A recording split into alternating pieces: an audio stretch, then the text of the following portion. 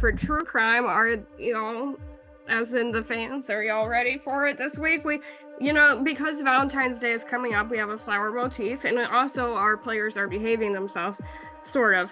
We have a lighter load this week, so make sure to like, comment, subscribe, hit the notification bell, ding, and let us know, did we miss any cases? Do you have any thought about the cases?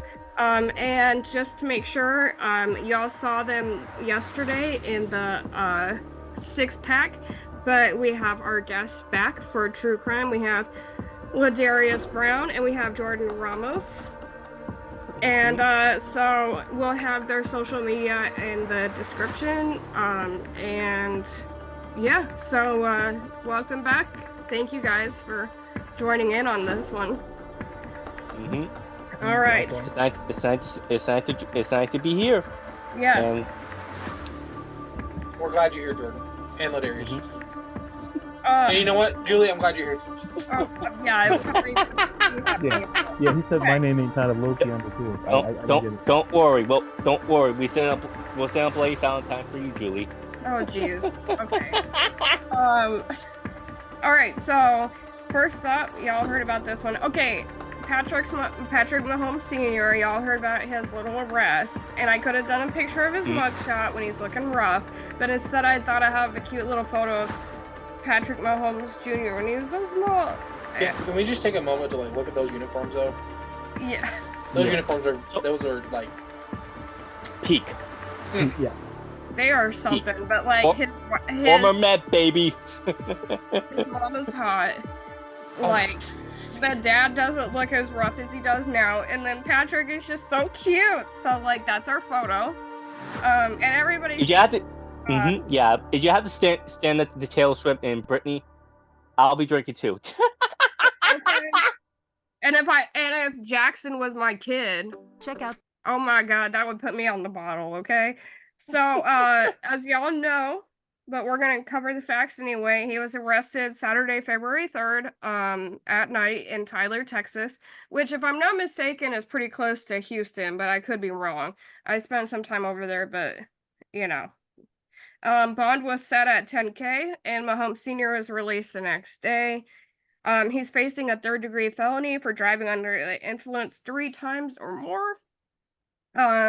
When the police pulled him over, they saw an open 16-ounce Coors beer in the center console. If you go and do it, don't do it Coors, Driving home after having a few beers and watching a game at the local bar. I've heard so many different things. So one news source said he had 6 prior, this was the 6th DUI. I had different sources citing different years. So I said the ones that were the most common, but he had DWIs in 2008 and 2019. So this is his 3rd go. So what initially got him pulled over is that he was going slower than every other car in the area. And then he also had expired tabs. So that's why they pulled him over, and then they saw the beer, and then it was he did the field sobriety test, and he had 11 signs that he was intoxicated. And then he did a breathalyzer, apparently, and he wasn't that much over the limit, but he still was. And we're going to use this true crime session to talk about the things that you don't have to do, because I'm going to be like Bruce Rivers for a minute, the YouTube channel.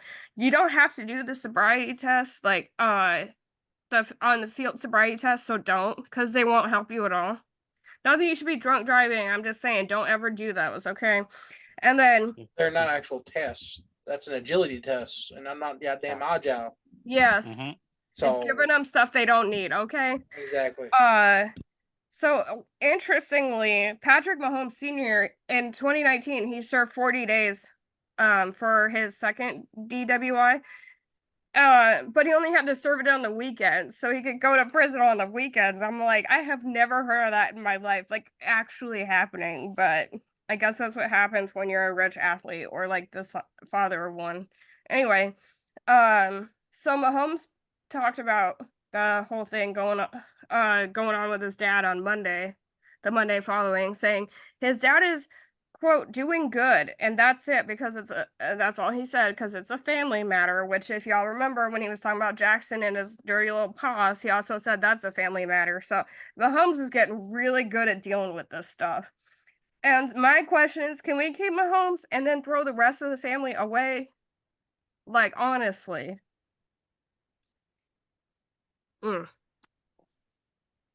That's a very difficult question because like they're going like me like as a person who studies media, they're always going to be around you. Like they're always going to like How did cover he you. function so well? You know, like how did he escape the pit that is his family? Maybe he takes after his mom. Yeah, that could be.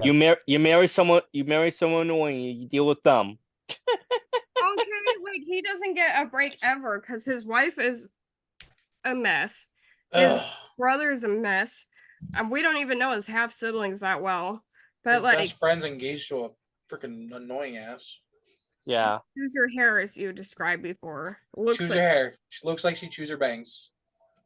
All right. But yeah, like I'm like if you're drinking and then like just call an Uber. Just call an Uber. We have all these services.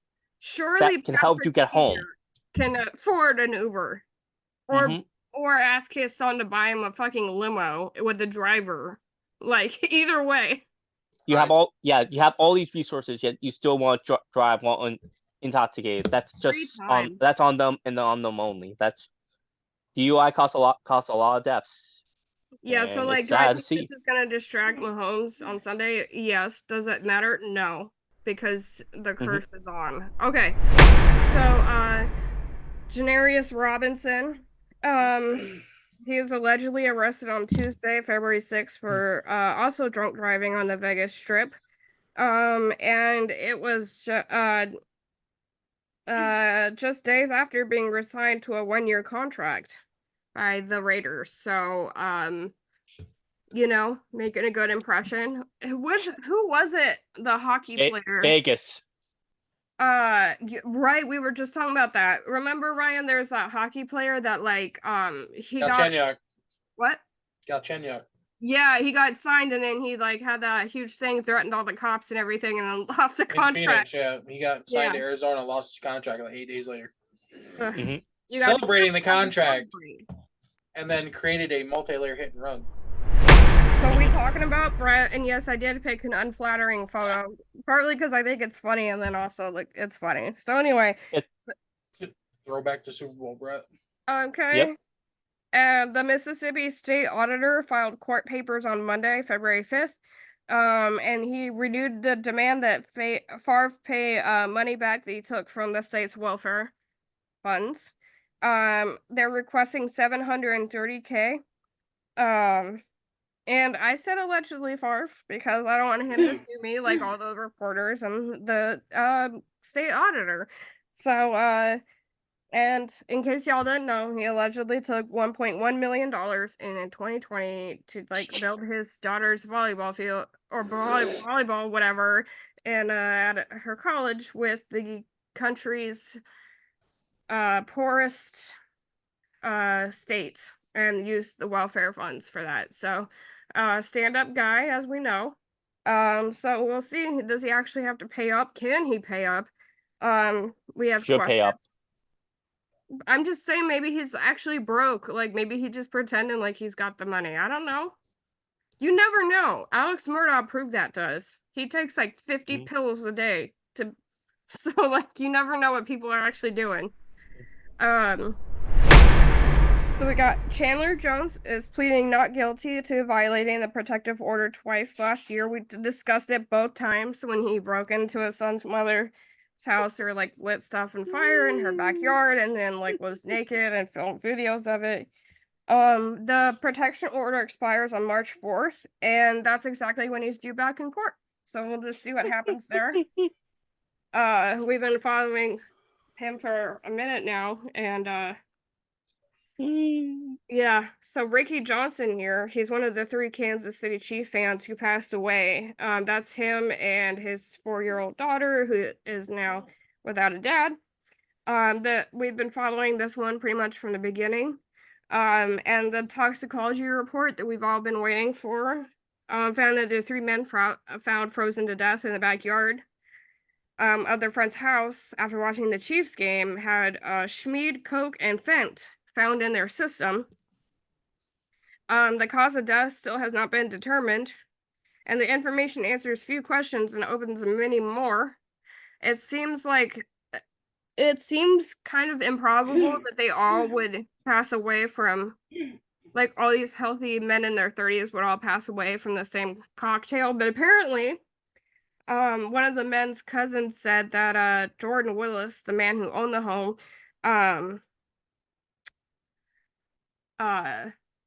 he was known as the chemist since college, and he liked to make drug cocktails. So we'll be following this one. Yeah, it's just been a weird, like, who's done it kind of situation. Like, and even if they all did pass away from the same drug cocktail, like, that's unusual. Like, there's just so much question still left. And so yeah, I mean, now we know what was in their system, but it kind of doesn't answer all the questions that we still have. So any thoughts on that one, y'all? It's fucked up. Yeah. LaDarius, anything? No, it's a sad situation all the way around. Yeah, true crime is always sad, so just try to, like, buck up, because I don't know if it's always sad. It's like, always sad. We always have to hear about people, like, tragically falling apart with, like, police brutality. Like, it's never a good time. Okay.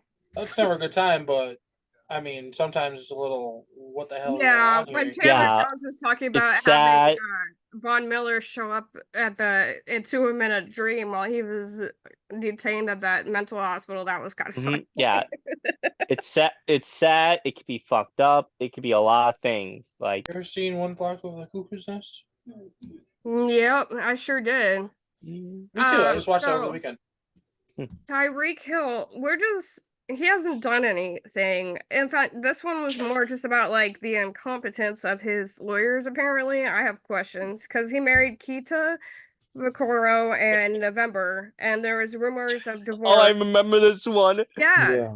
There's, like, rumors of his divorce, and then withdrawal of his lawyer in January, but then, like, they dropped the petition for divorce a couple weeks later on January 30th. And Hill said he fired that bonehead that filed the paperwork by mistake without permission. And but then they said the documents were signed and prepared. So, like, they filed it, but, like, he actually took the time to collect the documents and then prepare them and sign them and all that. I'm like, okay. And then Tyreek says that couple, they are happily married, and they proved it by their, red carpet appearance yesterday, because that's how that works. So something's going on. Like, that's she might have found out that he's going through 2 paternity suits for children that he had in 2023. That kind all the baby mamas. I'm like, yeah, multiple, all from the same year. Like, all those children are born that year. I was like, that might have been the thing, because as a woman, I think that would probably be kind of a deal breaker. Yeah. I don't know, because this is so far out of my purview, but I just think, like, that could have been the issue. It's just that Tyreek, you need to put the put a count on, dude. Well, he's a married man now, and they're happy, so that'll just not be an issue anymore. And make sure there's no, like, fires in your house, like, all that kind of stuff. Keep it to that, like, and that and Chandler Jones. Dude, he needs help. Yeah, it's a CT that he doesn't think exists, but we'll get into that later. I mean, we won't, but I write about it all the time. So, the NBA ticket scandal, which one, right? So, so Nikhil Matani, I googled this, of New York, reached a plea deal for a wire fraud this week. He took over $100K from victims over 3 years by announcing tickets on Craigslist to events that were either didn't exist or the tickets were fake. And so he especially preyed on people from Wisconsin, which I think is funny. But anyway, especially the Milwaukee Bucks, the 2021 NBA title. was like big bucks for him. One man bought 10 tickets to the game 6 of the finals for $3,500 and found out at the stadium that they were fake. Like, cannot imagine. And then a total of 500 fans denied access during 2022 and 2023 regular postseason due to fake tickets for the Golden Gates. So I was like, wow, like this is an ongoing issue. For some reason, when I was looking up for scandals in the NBA, because that's my thing, this popped up because they're taking everybody's money. So, and like, Matani is gonna get like, he's like facing like 20 years in jail. And I'm like, how come Henry Ruggs gets like 3 to 10 years for killing somebody with his car, but then this man gets 20 years for taking money for tickets? And I'm not saying that those are not the same thing, totally different situations, but I think we need to reevaluate like how we do things. Like, how does this even make sense? 20 years? I'm like, it wasn't even that much. Like, Alex Murdaugh, well, I guess he got like a life sentence because he stole millions, but still, like, they gave less to the guy who like did the concussion lawsuit, the lawyer who was stealing all the money from the players who were trying to get money from the settlement. Like, I do not understand. Maybe New York is just harder on scandals, which anyway. So this is another lesson learned for Josh Giddy. Some Oklahoma fans shared and hoped to bolster his case while it was still going that he was innocent. And this is for the young men out there, teenage boys, all that kind of stuff. They saw a young girl in a random recording pictured with Giddy in the club, the same girl that that supposedly underage girl that he was allegedly dating. And made that suggested that that was evidence that he was deceived by her as to what her age was, and this was somehow an age test. So we're just gonna say, as a note to everybody, it's not. And it's still your job to know how old someone is.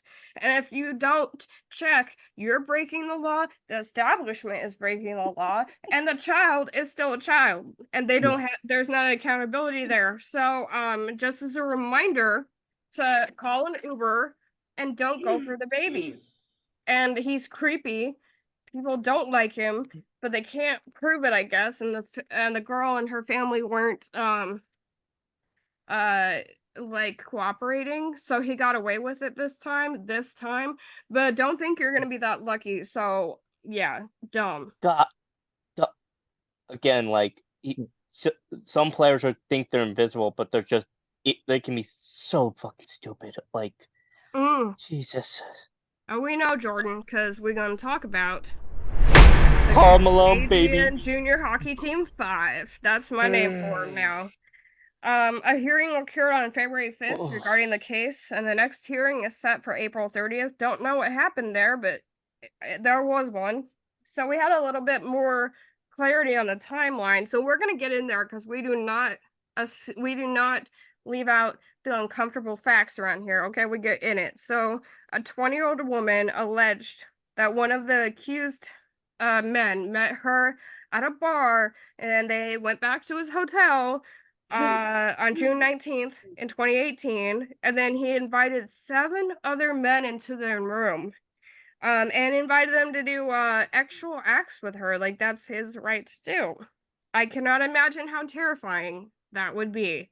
The men assaulted her, as we can guess, intimidated her, did not allow her to leave, directed her to take a shower, which I believe is like their ignorant opinion that somehow they can like wash away the DNA evidence. You can't. You should have learned that from the serial killers in the 80s, okay?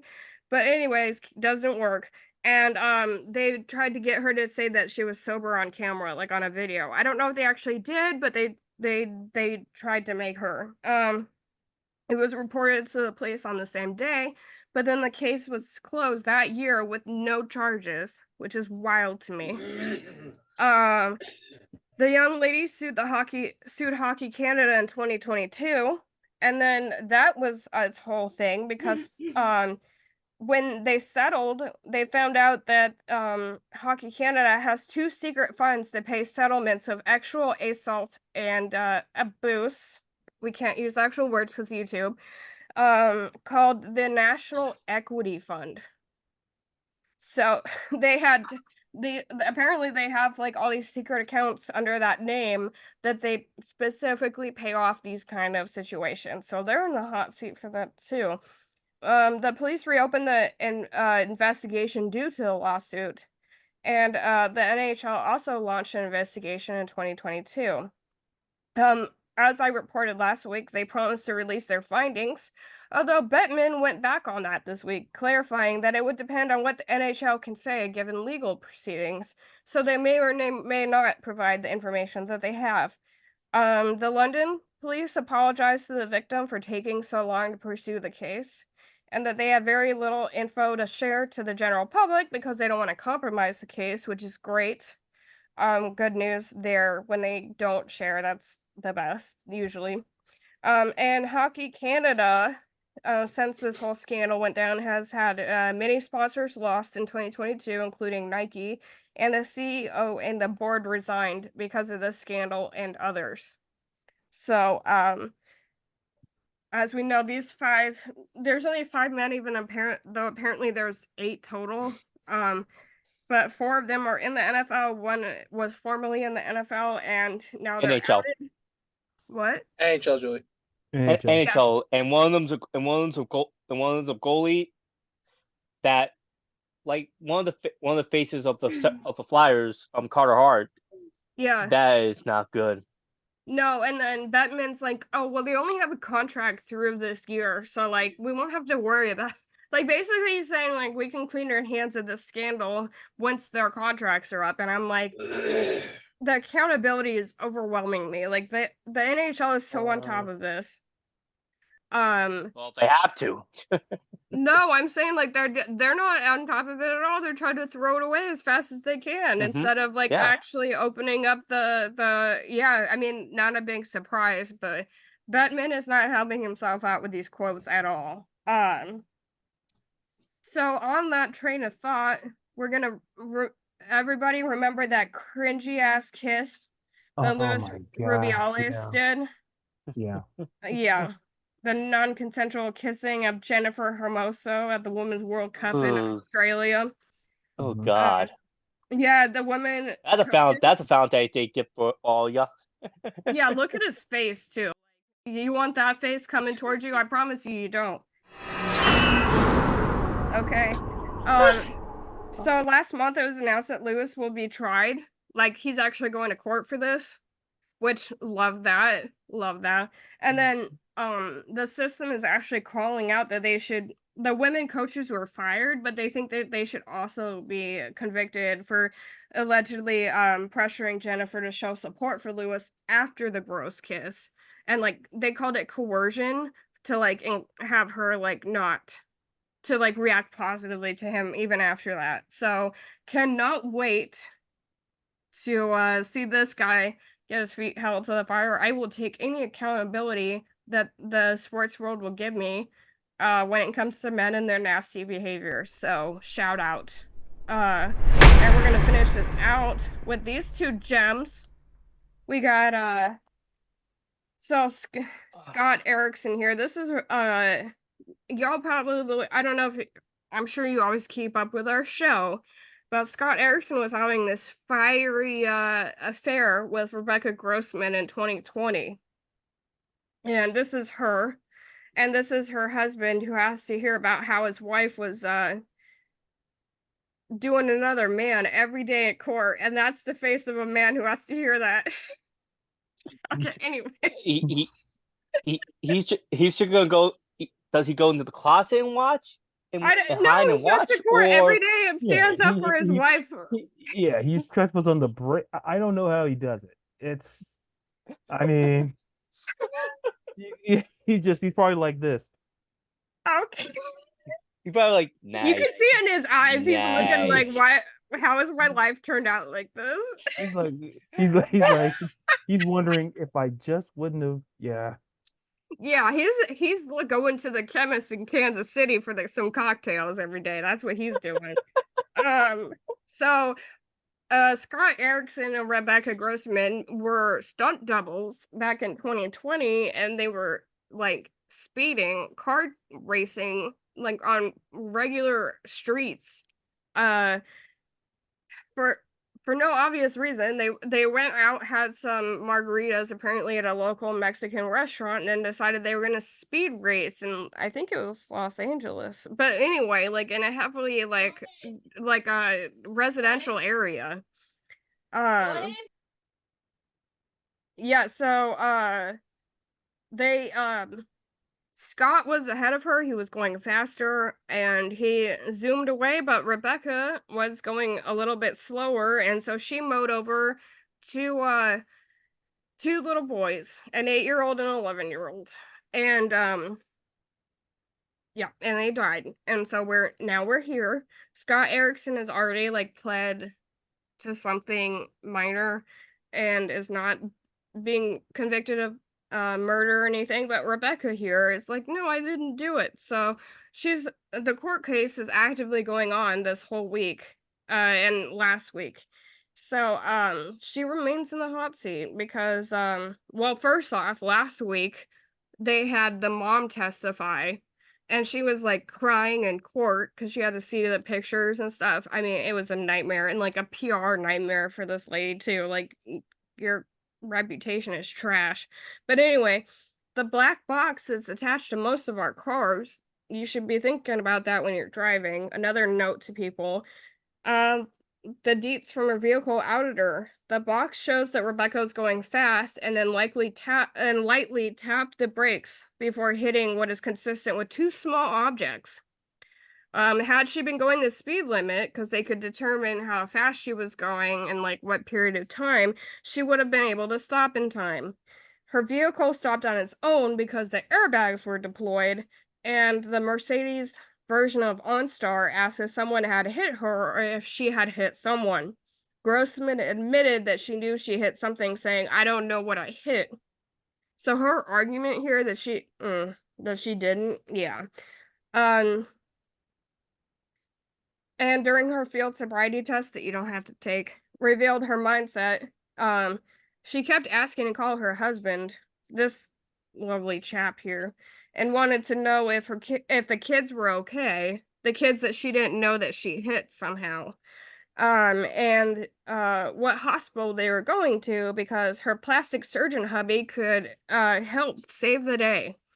And then she then victim blamed them, asking why people are out on crosswalks in the dark, because as we know, people can only go outside during the day. Her blood alcohol was below the legal limit. We're just going to take this as another teachable moment. You don't have to take the field test, but you likely will lose your license if you don't comply with the breathalyzer test. It depends on the area.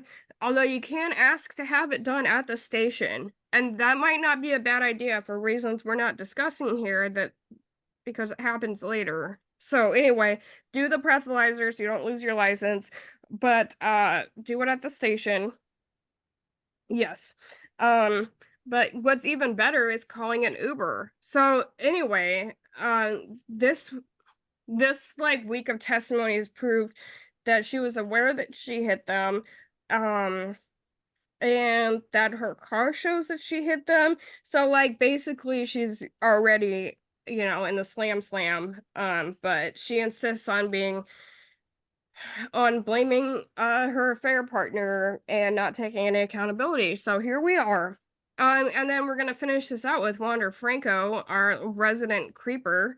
Him and Wasted. Just wasted potential. I'm sorry. No, have you heard of when Cody Brown goes like wasted on Sister Wives? He just wasted.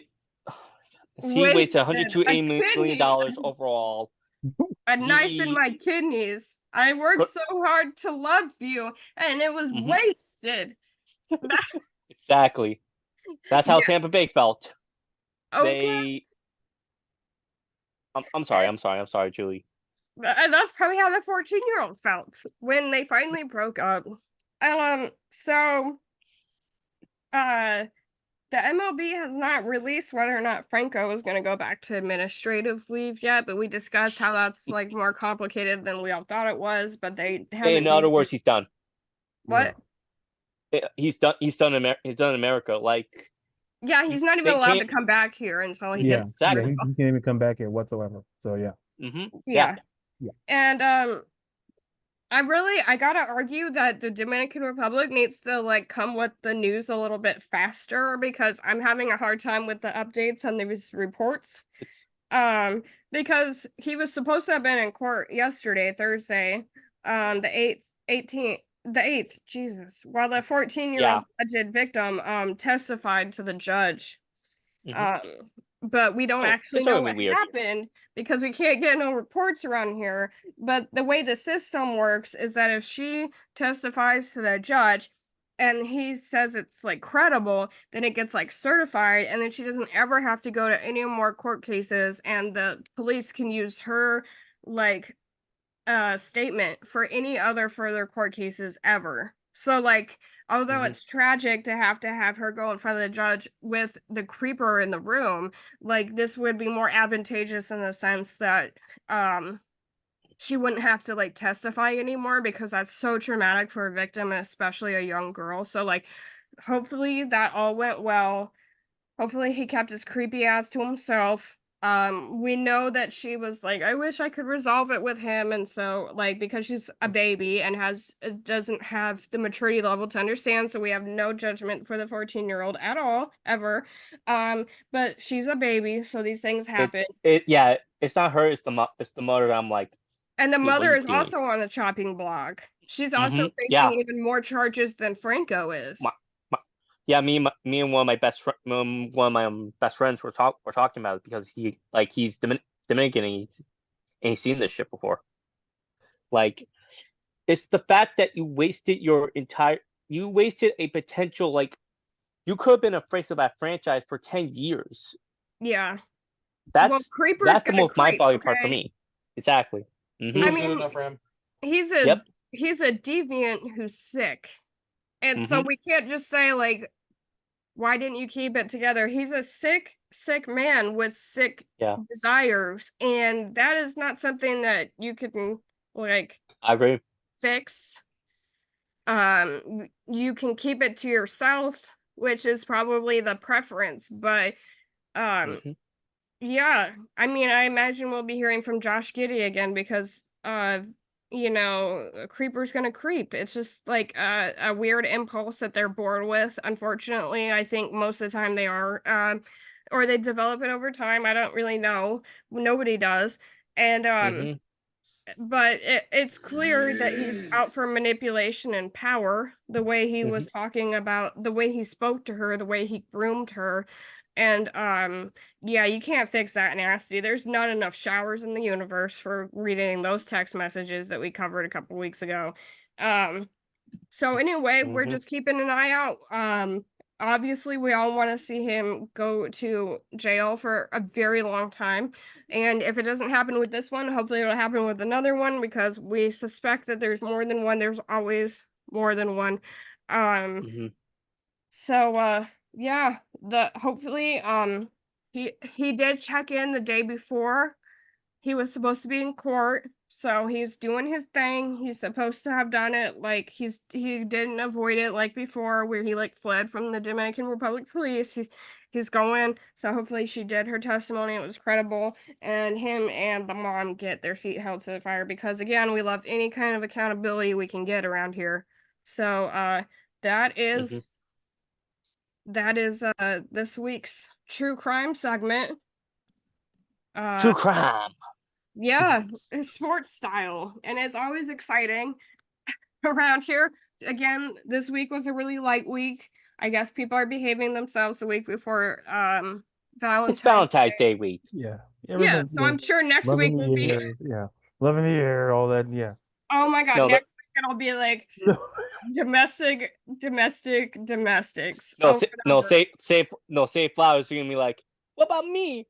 Not flowers again. I mean, normally we have so many domestics that we talk about in a week with all the different sports that we have to remind. I have to remind myself about which scenario it was because we have like so many floating around. Okay, well, this guy was the one who body slammed his wife into the ground.